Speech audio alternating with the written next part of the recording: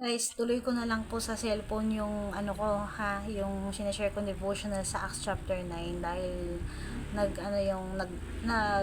ano tawag nito, naubos yung memory ng laptop ko, nag-stop yung recording ko sa Zoom. So, kino-configure ko pa siya.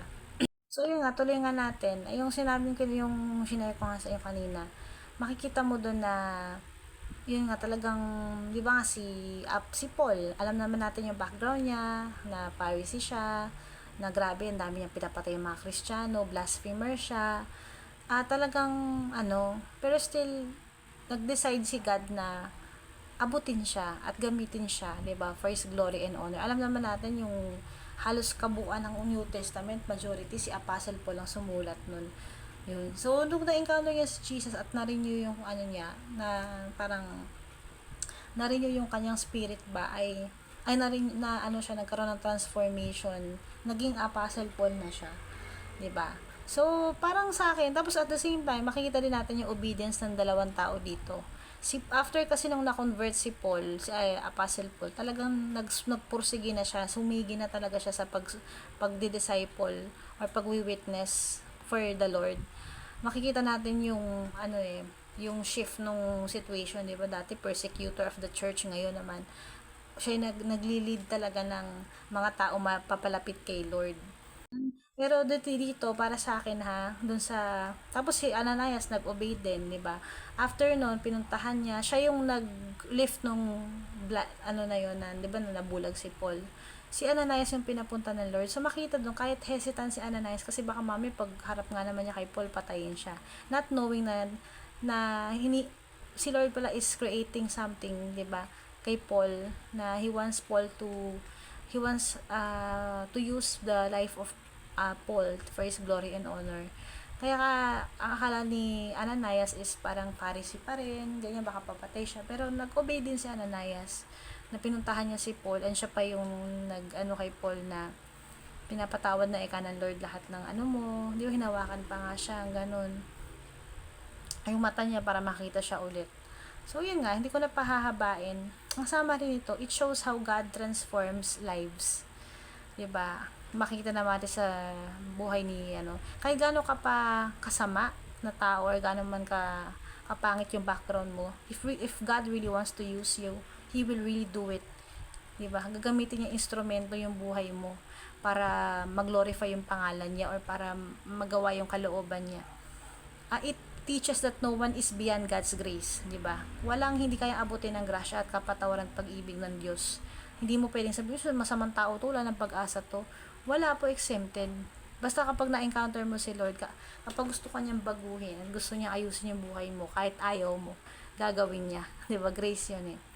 Siya ang pumipili sa atin kasi we don't have naman the right or the guts to choose Him talaga kasi we are all weak and sinners. We are all sinful people. We are all stubborn, 'di ba? Siya lang talaga yung sa atin, naglilid, nag-uphold sa atin. And he calls us into a personal relationship with him. Gaya ng ginawa niya kay Paul. 'Di ba nalaglag yung scales ng mata niya? Yung sabihin nun, natanggal na yung humaharang, or 'di ba dati spiritually blind si Paul. He knows the Lord by name pero wala siyang personal relationship kay Christ. So parang naging symbolic lang yun na okay, yung spiritual blindness mo wala na. You already have the uh, parang you have been given access to me.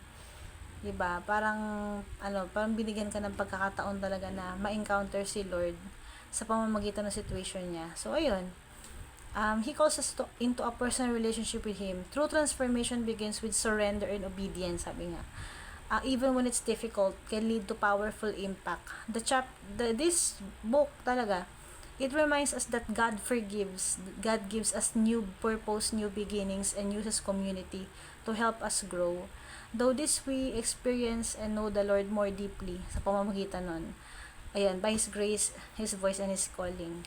So, yun, ang ni Paul, kasi majority ng books sa New Testament siya ang nagsulat.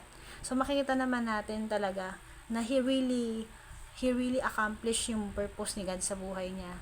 Siya yung parang pinaka-best na graduate eh. nag-persevere in spite ng situation niya. Ang dami nangyari kay Paul, ha. Nakulong, tapos nalubugin siya sa kanilang barko, binugbog, nakagat ng ahas, pinagbubugbog ng maraming ano nun. So, pero sinustain siya ni Lord. Kasi gusto ni Lord mag-glorify yung pangalan niya by keeping him alive. Noong mga panahon na yun, kahit sabihin mo, daming struggle, maraming torment, maraming mga blasphemy, nilabanan niya lahat yon, di ba?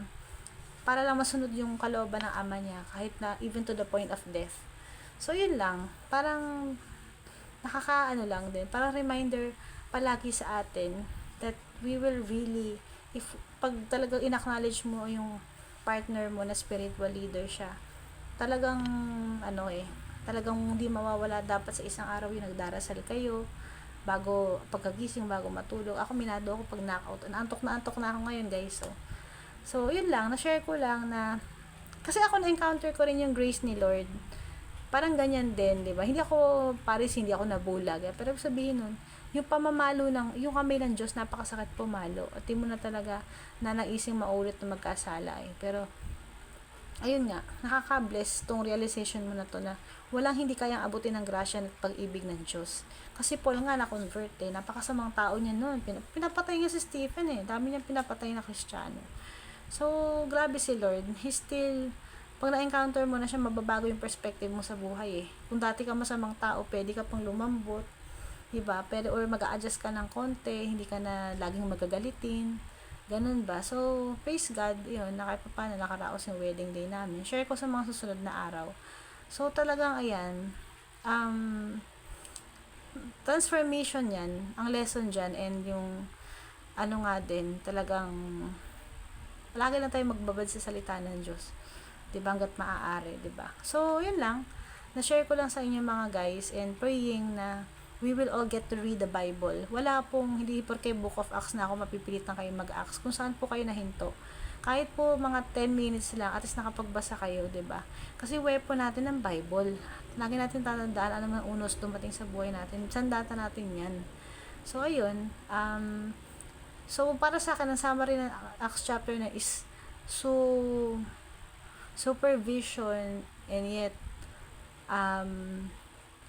yung nangyari kay Ananias, parang nabulag si Paul for the meantime. Pero kinabukasan siguro, for me, nung nakita niya yung heart ni, diba,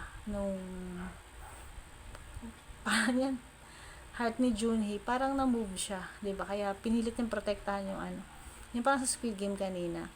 So, ayun, para bang no one is beyond God's grace, and He calls us into personal relationship with Him. So, praying na nakatulong tong devotional na to, and alam ko marami nakaka-relate. So, ano man pinagdadaanan nyo, hindi ko kayo kilala lahat, pero may mga pinagdadaanan nga kayo, lahat ng tao may pinagdadaanan. So, lahat tayo may coping mechanism. So, ang pinaka-prayer ko is kay Lord talaga tayo kumapit. Dahil napakabuti ng Lord, tinutupad niya lahat ng pangako niya. He never breaks His promises. So, ayun lang. Whatever happens, I'm peace. Kasi alam mo, diba, kasama mo si Lord. Yun dapat maging perspective natin kahit mahirap na, nakakapagod na. Patuloy ka pa rin manghawakan sa Kanya. Yun lang. Good night.